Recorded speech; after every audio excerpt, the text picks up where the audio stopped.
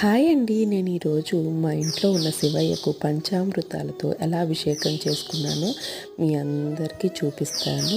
చూసేయండి. మీరు కూడా మీ ఇంట్లో ఇలాగే అభిషేకం చేసుకోండి. మనసుకు చాలా ప్రశాంతంగా ఉంటుంది. దీనికోసం నేను మొదటగా ఫస్ట్ ఆవు పాలు, పంచదార, పెరుగు, ఆవు నెయ్యి, తేనె అండ్ అరటిపండుని తీసుకున్నానండి.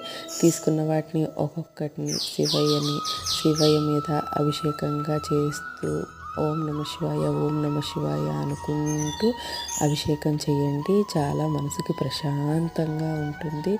మీరు ఏ కోరికలు కోరుకున్నా శివయ్య తప్పక నెరవేరుస్తాడండి. ఎందుకంటే ఆయన బోలా శంకరుడు కాబట్టి. నేను అభిషేకం చేసేసుకొని ఇంకా అష్టోత్తరం చదువుకున్నానండి. పూలన్నిటితో శివయ్యకు అలంకారం చేసేసుకున్నాను. ఫైనల్గా హారతి ఇచ్చేస్తున్నాను. హారతి ఇచ్చేసి నా పూజనైతే నేను కంప్లీట్ చేసుకున్నానండి. ప్రతి సోమవారం నేను ఇలాగే